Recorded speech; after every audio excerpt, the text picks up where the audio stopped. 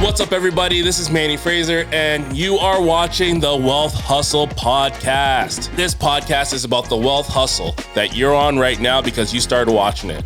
We're going to talk about all industries. We're going to talk about investing. We're going to talk about real estate. We're going to talk about everything. Make sure you sit down, stay tuned, grab your notebook, pen, and paper. Let's go for this episode. All right. Welcome to another episode of the Wealth Hustle Podcast. I'm your host, Manny Fraser. And I got my good friend, my guest here, David Eno, real estate agent extraordinaire. And man, I'm excited to have this discussion with him, just talking about real estate investing and also just a career change, because something that I've known David for a very long time. And I knew David as an electrician. Now David's a real estate agent. So I want to know, how did he get past that point where it's like, I'm putting all my effort into something and then jump ship, go into not different industry, but a different part of the industry. So David, if you want to introduce yourself, tell everyone about yourself. How you guys doing? My name is David Eno, real estate agent with Remax Rouge River and co-founder of the Eno Group. I've known this guy forever. Good man. I'm glad to be here. Thank you for having me here. You know what? Everyone's asking me the same question. You know, why you're an electrician? Why go to real estate? Now, to make it clear to everybody, I didn't really jump ship. I still have the company operating. I found it easier now that where I am in this stage of my life, it was taking up a lot of time for me personally. And for me, being with my family is key. You know, that's the whole point of doing my business, is to be with my kids, be with my family, spend as much time with them as possible. So my wife has been in real estate forever. She's been in there for like 12 years now. Shout out Stacy. And she was, you know, a major part of me looking in and zeroing in into real estate. She's been doing for so long, and I've been on showings with her, helping clients realize, you know, if they got to do renovations in their property, if they needed things fixed, I would come along and kind of get a second view and kind of help them, guide them down that process. And during that time, I realized, you know what? I like this. It's kind of enjoyable, you know what I mean? And as we kept on going further in, Stacey would always tell me, you should get your license, you should get your license, you should get your license. All the time she would tell me that. And I was, in my mind, I'm like, listen, I did enough school already. I am not trying to learn and read any more extra books. That's enough of that. So what happened was, during COVID, I said, you know what, I had a little extra time. As everybody did. As everyone did, right? Exactly. I was sitting there dwindling my thumb, eating, you know, ordering Uber Eats. And then I said, you know what, let me use this time wisely and let's try the course. Took the course, went through it all, passed and whatnot. But then I realized, you know what? Electrical and real estate are like this. Construction industry and real estate are like this. Yep. So I said to myself, you know what? I'm not going to close the company because I want my kids to also have two options. Yes, I want them to follow in the family business, but I want them to have the ability to be flexible. You know, if you want to go into real estate, you want to pursue it, join the team. If you want to go into the electrical, you guys are more hands-on. I still have the company running. I have a couple guys working under me. You could go that route. Do your co-op with us. You know what I mean? So I decided to, you know, go the real estate route. We enjoy it a lot. And Stacey and I get to work hand in hand. It's great. You know, some people may have a hard time working with their spouse, but we actually work great together. We're like Batman and Robin, as I always say. There you go. And it's been enjoyable, man. We're now, my daughter's getting up there. She's going to be joining the team soon. And my boys, they want to join the team, but they also like working with their hands. So I'm like, all right, guy, well, do some of the electrical, get your license. You have it. If you choose not to use it, you know, it's the choice is yours. But at least there's double options. But I enjoy doing both. My full focus energy, though, is in real estate right now. And the electrical is kind of running itself now. I'm really just checking in on the guys and making sure everything's good, but it's still running. Yeah, it's amazing. Actually, I was just talking about it's still the same industry. Yeah. And all you did is just moved around in the industry. So it's like, here you go. Now I'm selling houses. Yeah. And it's good that you still have the electrical business running, because then you're still earning a profit off of that. Exactly, man. That's amazing. That's smart. That's a really smart move. Yeah, man. So now let's get into talking about real estate. So now, in terms of it, what's the biggest pitfalls that people get into when they get into real estate investing? Okay. So I love this topic because in this world, in this industry, a world of Google and YouTubes and TikToks and all this stuff like that, people sometimes get a misguided idea of real estate investing, what they should be making. Now, as you know, investing in anything, if you're making a return, your investment did its job, right? That's the key. Now, the problem is, though, in real estate, everyone always thinks, and I don't know where this started, but everyone always thinks that when I invest in real estate, in a year or two, I'm going to make $200,000. That is not realistic, guys. Like, just clear that from the table right now. It is not realistic. Now, there's options and there's certain situations where that does happen. Yeah. But the number one thing is people always forget, like, you got to really set your expectations correctly. Really know, okay, what is this investment going to do to me? Well, how am I going to benefit from it? How much am I willing to invest? What is my risk tolerance right now? How much money do I have to actually play with?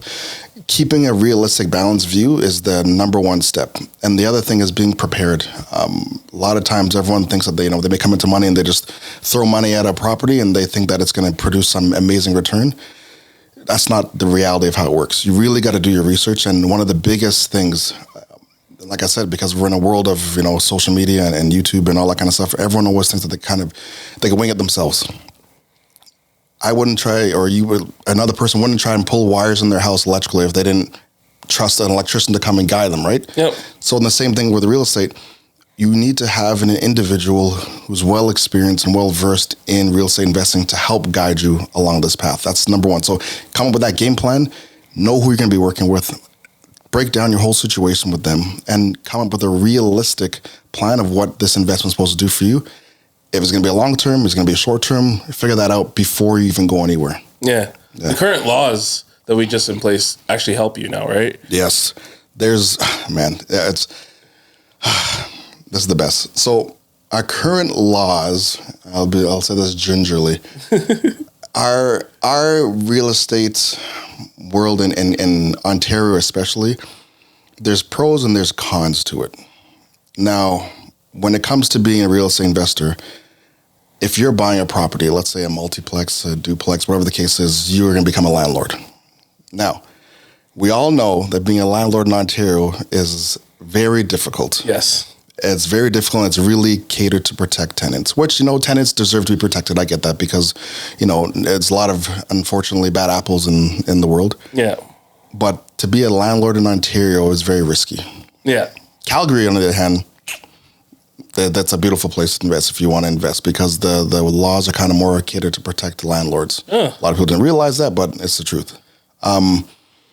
But the way that our government kind of has things set up for the real estate laws here, there's some bonuses, there's some pros, and there's some cons. Right now, I think the thing that people don't realize is that, and like I said, aligning yourself with someone who kind of is up to date with this stuff, you really need to be up to the times with those changes. Because sometimes those changes are good.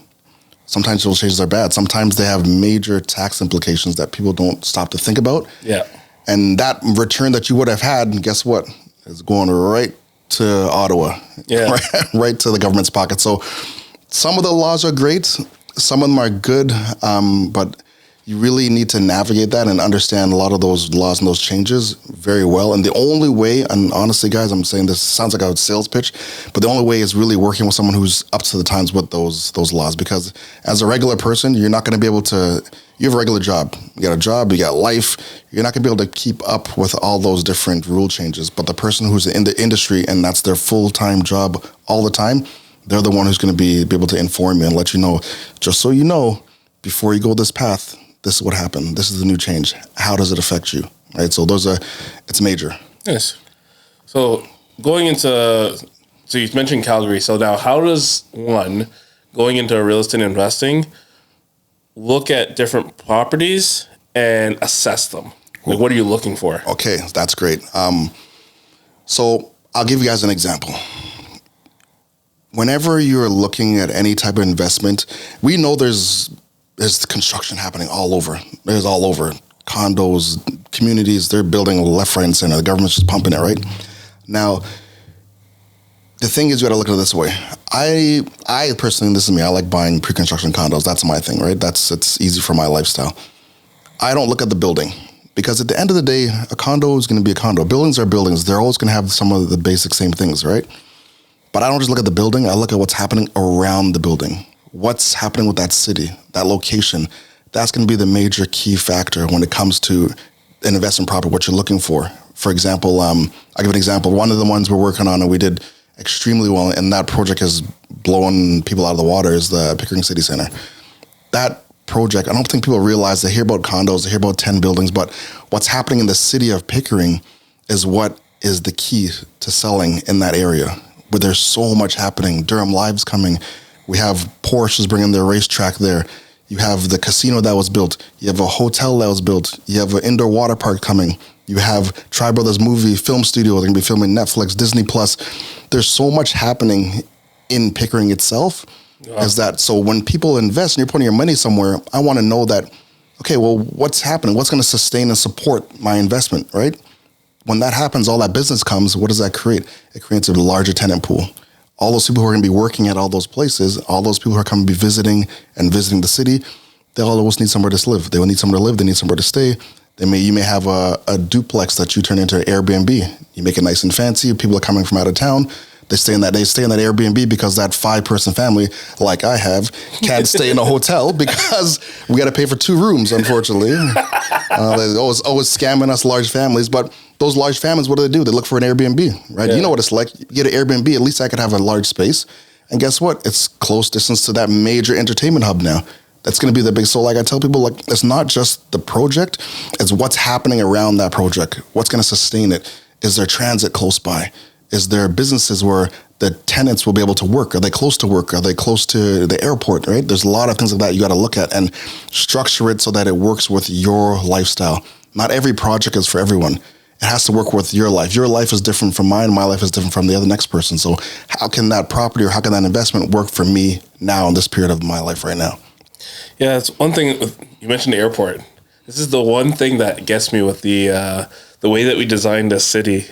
Is our airport is stupid far. Yes, it is. Imagine, now think about it. We live in the East. Imagine people who live in Belleville. Yeah. And they got to get an international flight.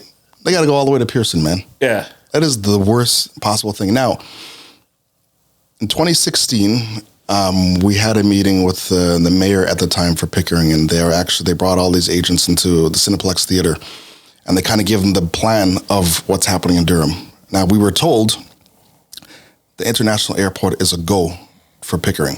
Yeah. An international airport is a go for Pickering. Like, that is huge. The only thing that they're waiting for is just waiting to get shovels in the ground. That's really what they're at. Now, when you think about investing now, yeah, you think about that.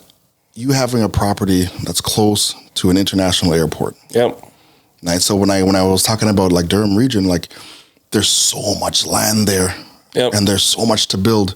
So you're thinking about an international airport coming there. You think about the largest entertainment hub in all Ontario is going to be there.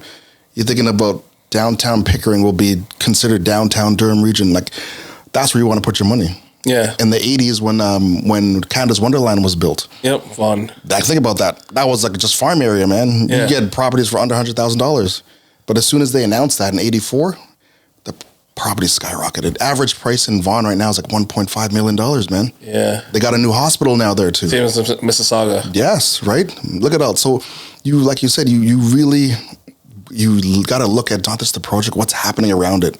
Right, and that will carry your investment for years to come. Whether you want to hold on to it long term, short term, it's up to you. But like that international airport, if that comes to Pickering, oh my gosh, man, I'll be on extra flights. So long term versus short term, let's go with like the new builds condos. How long would you hold it for? Like, what's the proper procedure for someone that wants to get into a new build and that wants to earn money off of it and be able to like just be participating in the investing side, not so much I want to own it and be a landlord. Exactly. Side. Okay, so I'm glad you said that. That's where I am at. I live a busy life. All us business owners, we live a busy life. We don't have a lot of time to be a landlord and looking after properties and all that. I don't have that time. So when I look at the pre-construction market, and speaking of pre-construction condos in particular, it's great because I look at properties as I like master plan communities. That's my thing. I like master plan communities. I like a property that's going to have a lot happening around it. So if I buy into the first phase, first tower, that is key. Even first 1 or 2, even 3 buildings, depending on how many they're building, that is key. Because you look at it this way. You're going to put your money into something, condos approximately take 4 years to build, right? And in Canada, with our winter and all that stuff, construction always gets delayed slightly. So let's say 4.5 years to build. I'm putting my money in at year one. Year one, I'm getting it at the cheapest possible price if you go with an agent who has the platinum status, which is a key thing. Get in at that time. For 4 years, your money's sitting there and it's collecting, building equity without you having to do anything, right? Now, the payments for those things are spread out throughout the first couple of years, which is great. You don't got to dump it all one shot, but your money sits in there. You don't have to do anything, but naturally, our real estate market is cyclical. It goes like this, like a roller coaster. So if you buy in at the bottom for 4 years as it's being built, by the time it gets done and that place is done, you're ready up. Your equity has already been built without anything. You haven't had to do anything. Now, the great thing is for those master plan communities, if you're building one, guess what? They got like 9 or 8 more towers to go. So you're sitting, and I'm the type of guy I would like to wait when 3-4 more other buildings are complete, because the actual community will be done. I want to see that whole community done, because when that whole community is done, that's what makes it so valuable. Now everyone wants to come there. Now everyone wants to be in that area, right? And that's when your property is going to be that much more wanted by people, right? Yeah. So that's my thing. I would do that. Now, if you're looking at a standoff building in a location, kind of a random location, maybe somewhere in Toronto, I would say, you know what? Yeah, buy into the place, get in as cheap as possible, hold it for a year. Everyone, have you heard of assignments? Assignment sales, people like to sell their contract, basically. So before the place is done, they can sell their contract to another person, right? I've heard of this, yeah. Now, I would say was it last year? I think it was last year. It was the government changed those rules. And this is what I was telling you about, having someone who's up to the time with these rules. That used to be the most lucrative thing in pre-construction developments, because prior to that change, you could buy the place super cheap, hold on to it, sell it before it's even built, and make a good profit. Like sometimes 60, 70K basically, right? Jump into the next one and just keep on doing that. But our government got caught on and realized that people were making too much money. Their money, right? And so they realized that they could find a way to tax it, basically, right? Yeah. So now the way to avoid all that now is we always tell people, having the opportunity to assign your property is always a last case scenario. In your mind, always plan to close. Know that if something happens in your life, maybe you lose a job, someone gets sick, and some reason, you need to get rid of this property, and then go the assignment route. But besides that, close. Always close on that property. Hold it for a year, rent it out for a year, so that, you're not getting kicked with the capital gains. Rent it out for a year, and then if you want to offload it. If not, keep it. Why not? And see how the market goes. As we're going, right now we're at the bottom, and as we're rising is where you want to pay attention to. And if it rises and gets to the peak, then you could offload it or you keep it. And it's really up to everyone's personal circumstances. But I like to keep as much as I possibly can. Yeah. And then I like to offload when it gets high. And my key is always have a couple of properties for your kids. Yeah. That's like kind of my go-to. For each kid, have one type of property for them. So as time progresses, if they want to move into it or they want to rent it out themselves, at least you're kind of giving them that extra step in the world, because it's not Speaking cheap. of like that, so now in terms of return on investment on a property, what do you feel gives the best return? I personally I say this. Everyone's circumstances are different. So if you look at a property and you say, you know what, I want to make a good amount of money on it, I want to return on it, how long am I willing to hold it? Like we said before, do I want to be a landlord for long periods of time, right? Sometimes those duplexes and those triplexes are pretty profitable. Like if you could hold it for long enough, mortgage is paid off, and you have tenants there just paying it, $200 for the basement, another $3-4 grand upstairs. It's a lot of money coming into your pocket monthly, right? Yeah. But it takes a while to get to that point, right? Unless you're putting a lot down on that property, it takes a while to get to that point. I am the person who likes to be less involved. So for me, like my pre-construction condos that's my thing. I can put the money in, make the return, have a couple of years, sell it off, and make my money, and then keep on going, right? Now, if you are the person who doesn't mind being a landlord, go for the duplex, go for the triplex. The more units you could have in that building, is the more money that you could be building back to yourself, right? There's more people contributing to that mortgage and those property taxes for that property, right? So if you can afford it, why not? Right? Yeah. Right. But the key is the number one key is knowing where you stand, not getting above your head, not, getting too excited and throwing too much money on it and not really planning. And then next thing you're losing everything that you put down and that you could have had, right? You don't want to be in that position. Yeah, that position is I think that's a terrifying position for people when they look at real estate, is the putting money in and then losing it. So now, what do you say to people that go into real estate where they want to invest in it, but they actually just need somewhere to live? Yeah, so end users, man. End users, I always say this, man. Every property you buy is an investment, whether you're living in or not. It's always an investment, right? Now, if you know your family's, your lifestyle, if you know that, you know what, I need to live somewhere, but I don't want to stay in this place forever. You look at it as this. I always say, get in where you can fit in. If the price works for you, it can work for your lifestyle, how you got to live close to work. If this works and it can meet all those criteria, get in. Any property you buy is going to be an investment regardless of where the location is. Putting your money into that piece of land or that property is always an investment. It's better than, it's more secure than stocks, I would say. Yep. You could buy a stock and you could do good, but all it takes is one company guy to send a tweet out and guess what? Stock drops, right? I don't like that. So if you are being a person who says, I got to get into something, I need to live somewhere, get in where you fit in. Get in where you fit in, pick a nice property, have your agent help you find a property that can meet what you need, but also could potentially be something that you could lease out or rent out when you decide to, upgrade, right? Kind of plan, always think 1 to 2 steps ahead of it. Don't just think for now. People like to think for now all the time. Think for 2 or 3 steps ahead so that when you make that purchase, it'll help sustain and put a foundation for your next step and your next plan in life. Yeah. Right? So now if someone trying to get together the finances for real estate, what would you suggest or what advice would you give that person? Ooh, that's a good one, especially in our expensive, in our current expensive economy. Yeah, especially with and this is more towards millennials. Yep. And Zoomers and Gen Z, like those, because right now the going rate in Canada is, you're looking at the news, most people that are in that age bracket don't ever think that they will ever be able to own a house. I know. It's that's the difficult part.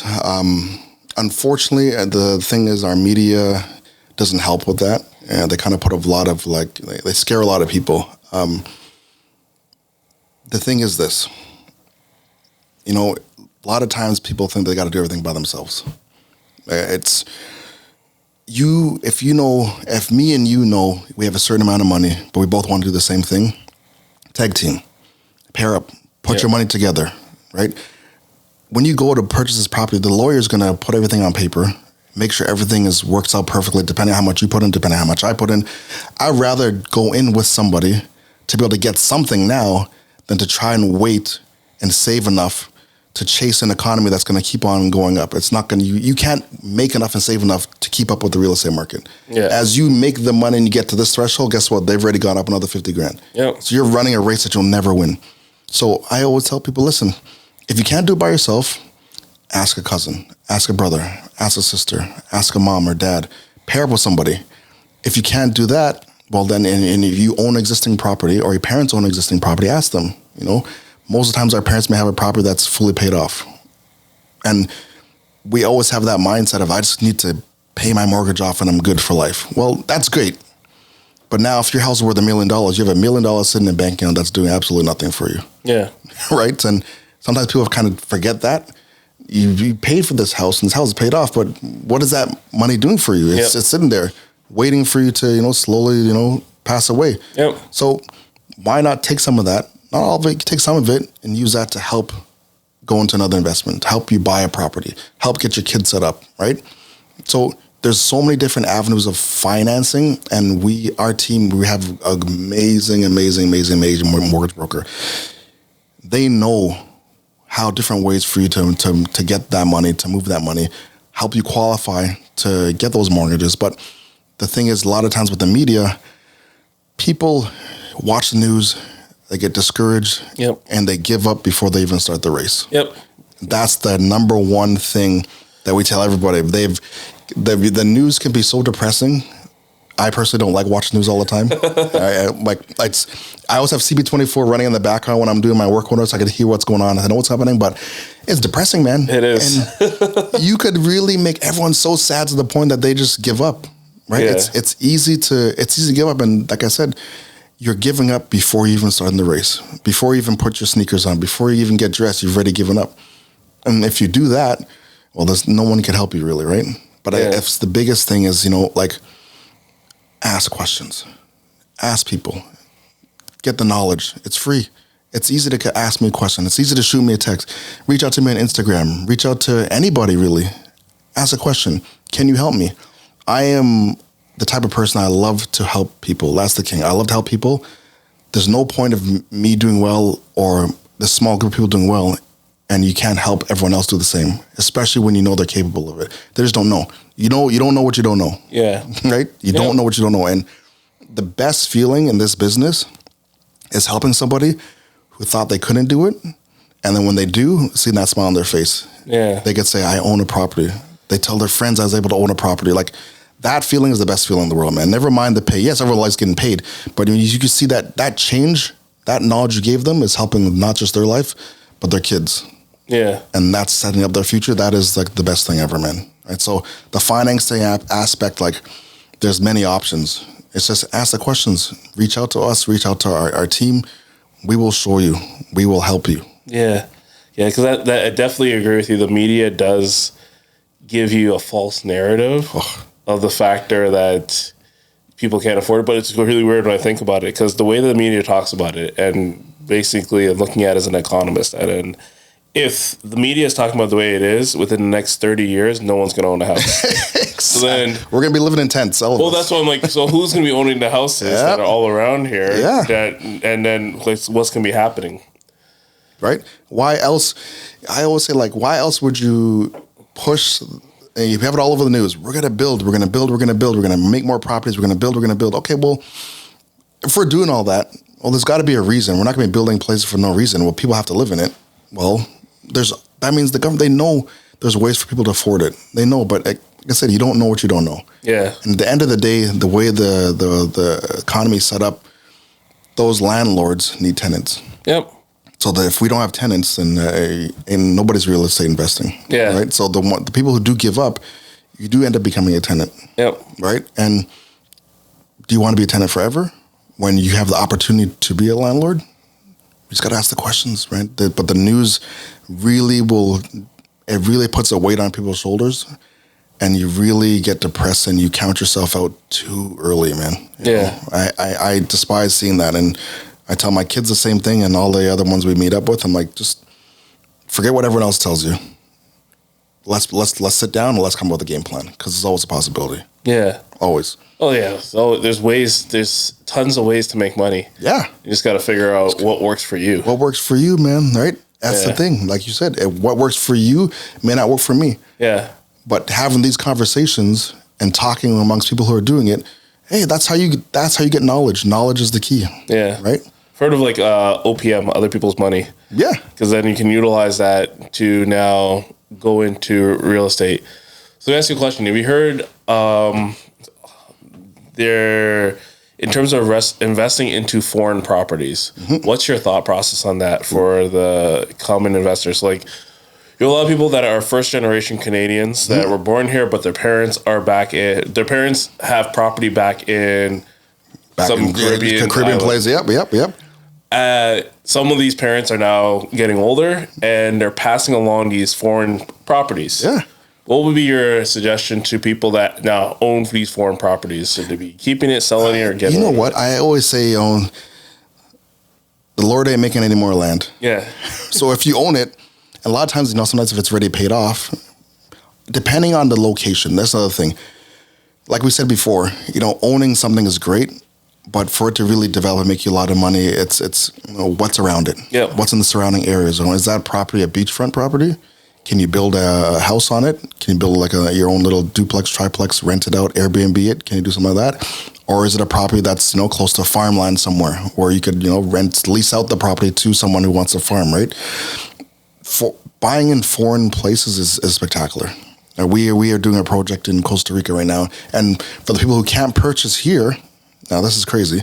For the people who can't purchase here because of, in GTA that the price is just maybe out of their reach, you could buy a 1-bedroom condo in Costa Rica on the water and get citizenship at the same time for 300 grand Canadian.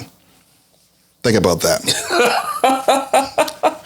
Like, that thought would never go past someone's mind, because usually you think to yourself, well, if I can't buy in Canada, how am I going to be able to afford to buy somewhere else in the world? Yeah. But I'm talking northwest, of course, in Costa Rica. Yeah. Guanacaste. This is a nice area. Four Seasons down the road. They're building a brand new Waldorf Astoria there. You're in a nice community. Yeah. For 300 grand Canadian, you could buy a 1-bedroom place, go there during the wintertime, rent it out when you're not there. Yeah. That's insane, man. I think the nomadic life is what people are afraid of. Yeah. But then also, like what you just said, you can go there in the summer and then rent it out. Airbnb in the winter. Airbnb in the winter. And it's in a ready design and built gated community already. Wow. Right? So like you think about that, they have projected in 6 years you're gonna have a 265% return. Wow. Can you imagine that? So if you can't buy here, there's ways to invest your money elsewhere. So that money's not just sitting in a bank account. You're paying the bank fees just to have it there. Yeah. Put it into something. If you can't do here, if you can't do GTA, Calgary. Calgary is cheaper. It's better for your money to go there and be in something than just sitting in a bank account, because as your money sits in that bank account, the economy is growing and growing and growing. The cost of everything keeps going up, going up, going up. And that money that you thought you had, which was a good savings, becomes less and less and less and less, right? You mentioned Calgary. So what is the laws in Calgary for a landlord versus what's the biggest difference in the law? The biggest difference is this one. So, if you're a landlord here and you have tenants, after your year lease is up, they become on a month to month, right? Yeah. Now in Calgary, you sign your lease for a year. Yeah. But after that year is done, if you don't want to continue that lease on, they have to leave. Wow. There's nowhere they want to go on a month to month, and you got to find a reason to have them leave. After that year is done, they have to leave. If you want to keep them, you sign on another contract for another year. Oh. That is one of the biggest things that landlords know day to day now, is one of the biggest, huge. So how does that protect the landlord? Because you have one of these scenarios so imagine we had a tenant, and that tenant's there, and he's, for half the year he's paying, but all of a sudden they stop paying. Okay, well, what do I do next? I go to the landlord tenant board. I do all the applications. I wait for them to get back to me to get my court date. That's sometimes that process takes 2 years. Yeah. And court and all that. And in the meantime, who's paying that mortgage and that property tax? It's coming out of my pocket. Yeah. And someone else is living for free on my money. Yeah. So in Calgary, what's great is, so for the first part of the year, if that happens and everything's good, well, guess what? You could count down to knowing there's a deadline to when this is going to end. And when they could be out, and I don't have to go through the whole shenanigans, right? Wow. I know that, guess what? On this date, they officially have to be gone, and I could just go to the landlord tenant board, I could get them evicted. Because on this date, that contract date it comes, they have to leave. So could you put a stipulation within Ontario to go from contract to contract, or no? Ontario's, I love you, Ontario, but we need to change those rules. The Landlord Tenant Act is great and all, but it needs to be balanced to protect landlord and tenant. That's my thing. It always should be balanced, because I could work my whole life to get to a point to become a landlord. I could finally save my money and do all this kind of stuff like this and get myself to a point where I'm like, I'm good. My family's going to be good. My kids will have this place that I've worked so hard to get them. And then you get that one tenant who starts off good, but they know those laws in and out, and they just find a way to live free for a year. Yeah. Maybe 2 years. Because at the end of the day, for them, they stop paying, and they know there's nothing really you can't kick them out right away. Yeah. So they plan it. They'll say, you know what, I'll hang tight until I actually have to leave. And by the time that actually happens, a year goes by. How much money have you put into that place? Yeah. Right? That's a lot. And they go on to the next house. Right? And they call them professional tenants who've designed their life to just do that to landlords left, right, and center. Jeez. And our Landlord and Tenant Act, it's really poorly designed. It's not, it really protects the tenants, but it doesn't help the landlords who put, you're putting a lot into it, right? Yeah. Right? It's sometimes your life savings. and you're kind of set yourself up, and that one bad apple comes and just kills it all for you. Wow. Right? So Calgary is beautiful. So if you ever want more information, you already know. Yeah, Calgary. That seems like somewhere that I want to look into, because I know that the market there is a bit different than here. Definitely different. What would be I guess, in terms of industries, what the other? I know the oil industry is up like in Edmonton, but what's in Calgary? Okay, so Calgary is like, I don't know if you guys have you heard of what's happening in Texas? So a lot of these big companies are leaving San Diego. Yes. And coming to Texas, right? What is it called? The migration of California. Silicon, legit. Yeah, literally, man. The Silicon Valley, they're all realizing the taxes are so high for businesses there. And there's a lot of big businesses in Silicon Valley, but the taxes are so high that they're finding that it's not profitable for them to stay there. So where they all going? They're going to Houston, Texas. Their taxes are low, and those companies, the properties in land, you could buy a 4-bedroom house with a pool there for like under $500. Yeah. Right. So the land there and businesses there and the taxes are just catered and designed to really be good for businesses. Calgary is that for Canada. So the taxes are a lot lower. A lot of the tech companies are moving from GTA, from different parts, and coming to Calgary. The government has already invested billions of dollars into redeveloping the Calgary downtown. June of this last year, they announced that they're building the brand new Calgary Flames Arena. It's $500 million that they're putting into a brand new Calgary Flames Arena. Wow. There's a brand new BMO Center, which is going to be done in the end of 2024. It's a big convention center. One of the athletic community centers where you could run, swim, the whole 9 yards is right down the street. Calgary Stampede is right there. The casino's there, and the GM Center. There's all that within one massive pocket. So everyone has realized, you know what? If I go to Calgary, I'm not paying the full HST, just GST there. Yeah. The Landlord and Tenant Act protects us. There's a lot of businesses coming there. The provincial government and the federal government are investing in Calgary to build it back up. It's basically Toronto, I would say, 13 years ago. Wow. So everyone's realizing, well, you know what? For a small, you could buy a 4-bedroom house if you want to be in the suburbs for like under $500 there. Yeah. And be laughing. Or you could be right in the heart of downtown and be buying a nice brand new condo, same thing, for $400,000. Yeah. And be in the beginning, be there at the beginning, it's like being in Toronto 13 years ago, getting into something in Toronto 13 years, and riding that equity wave as we get to 2024, right? Such a good equity wave. It's like every house out in Toronto is $1 million. And you know what the crazy thing is that we were complaining, years ago, we were complaining that the price per square foot in Toronto was crazy, $700 per square foot was just too expensive for Toronto. We're almost at like 3,000 a square foot. Projected to be even higher as time goes on. We are comparable to New York and LA's. Yeah, I read an article that Toronto's square footage, that's actually more expensive to live in Toronto than it is to live in New York and Miami. Yeah. And it's going to get worse and worse and worse, realistically. So why not? If you know that's going to happen, we know what's happened. We've all watched it happen. Yeah. Our parents were buying houses back in the 80s for like $30,000 for goodness sake. Yeah. Like we see it happening. So why not jump in now and, like I said, start surfing, riding that equity wave, right? So why do you think that's happening? Why is it rising? Yeah. That's how the real estate works. And I think sometimes people forget that the more the city gets built up, the more businesses come here, the more people want to live here. The more people want to live here creates a higher demand. The higher demand creates, bidding wars. Yeah. People want to be in the core. They want to be where everything's happening. And when they do that, the cost of everything goes up. Businesses they're businesses for a reason. They need to find ways to make money. If they see that people are coming here consistently, people want to live here, what are they going to do? They're going to raise their rates, raise their rates. And that's a business. That's what you're supposed to do, right? Yep. But our real estate market has been doing that for the last however many years. And people are now realizing that, hey, it's super expensive to live in Toronto. It's super expensive to live here. It's not going to get any better. Yeah.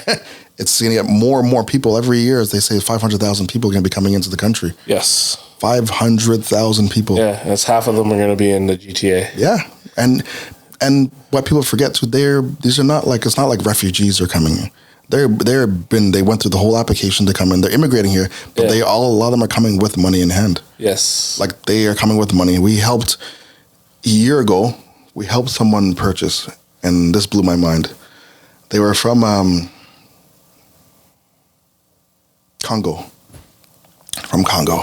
And he said to me, I'm here to buy. They're allowed to buy. They're immigrated here. They got their PR. They wanted to buy. This guy told me he had $700,000 ready to go. Wow. I was blown away. I'm like, did you say 70? No, 700. Wow. Ready to go. So a lot of these people who are immigrating, they don't believe in renting. Where they're coming from, owning land was key. We own our land, whether we live there, whether we're farming there. It's all about owning land. Yeah. Like we said, like back home with our parents or anyone who has family who had land, that was the thing. If you own land, you were successful. You were a staple. So for them, when they come here to another country, they're coming to buy. They come to buy, and they come with money in hand, and they don't hesitate. They don't get picky. They don't want some specific fancy stuff. They just want to put their money into something right away. And then go from there. Yep. Wow. It's crazy. And there's a lot of them coming like that. And I got to give them credit. Like you're coming to a new country, and you've really already analyzed how this economy works, and for you to be able to get somewhere and to work your way up, real estate investing. They knew right off the back. Yeah. They could have took that $700,000 and put it into stocks, something like that, but they knew I want to buy in something and own something right away. First thing. That's nuts. Yeah. It's amazing, right? All right. So to end off with this, what would be your tip for the newest person getting into the market? And just like in terms of, so I don't want to say motivation, but like to not feel so down. I know. No, I get it. I totally get it. You know what? I totally get it. This is my thing to everyone. Don't count yourself out before you start the race. There is always, always, always, always an option. And this is why I tell people this. A lot of times people get so accustomed to the idea of just going to the bank. I bank with RBC or TD or BMO or Scotia, whatever the case is. I bank with them. I'm going to go with them and I'm applying for a mortgage. When you go to those banks, you really need to fit into this box. Yeah. If you are on the line at the edge of that box, we're not going to give you that mortgage. Go to a mortgage broker who has experience. That mortgage broker can look at your scenario. They can look at your life scenario. They could say, you know what, your brother's doing this. Maybe you should tag along with your brother. If he helps invest with you, maybe only 15, 10 grand, it can put you into this next bracket of being able to qualify. That person is the key, and they could help do so much. But the thing is, you need to not give up before we get to that point. Get that mindset to know that I'm willing to succeed. Success is the only option. If you get into that mindset and surround yourself with people who are similar like that, all you do is feed off each other. Mm-hmm. Right now, I see you doing good. You tell me, this is what I did. I'm gonna get excited. I'm like, okay, let's do it. Yeah. If you hang around people who are really going to be negative, we can't do this, we can't do that, it's contagious. Yep. You'll give up. It's too much. We'll spend most of our time complaining about everything rather than finding a way to work around it, finding a way to do it. You get with the right people, get a really good mortgage broker, a really good real estate agent who's experienced in investing, who does it themselves, right? That's the key, who also does it themselves. A really good real estate lawyer. And if you're going in the pre-construction route, make sure your real estate lawyer also is really well-versed in pre-construction. It's totally different from regular resale. Those builder development contracts are totally different. And a good accountant. Those 4 things it's like your foundation. Everyone working together, we're like the Power Rangers. We all come in together, and we will literally set you up so that you succeed at every step. That is the ultimate key. Because if you try to do everything yourself and try to learn everything yourself, it's impossible. It's literally impossible. I don't pretend here to say I know everything about financing, because I don't. That's my mortgage broker's job. I'm not gonna tell you I know every single rule about the law. Why would I? That's my real estate lawyer's job. Yeah. All those taxes, why would I know all that? That's my CPA. That's my accountant. That's his job. When I tell about properties, about real estate, where to invest, what's happening, that's me. That's our team. That's our job. But when we all come together, you have a full team surrounding you and helping you get to the finish line. And that's the key. You want to start the race, but you need to be able to finish it. And that's the key. If you have that with you, you're unstoppable. And once you do it and you succeed once, it's your life changes because now you realize how easy it is. And then you're like, okay, well, let's go for number 2. Yeah. Let's go for number 3. Right? Yeah. So Charlie Munger says that the first 100,000. So the first 100,000 is actually the hardest. Yeah. After that, it becomes easy, and then he says the first million is the real like that. That's the pinnacle. That's the pinnacle. Yeah. And then he said once you're able to do that, it becomes simple. It becomes simple, man, and it's like I said, it's getting out of our own minds, not paying too much attention to the news. But once you like I'm telling you that feeling of winning for the first time it's contagious. Yeah. You win, you're happy. Not everything's always going to be work out that way. There's losses, there's risk. There's real estate, there's risk. Let's be honest, there's risk in everything. Yeah. If it was no risk, everybody would be doing it. Yep. The reality, right? So there's always a risk.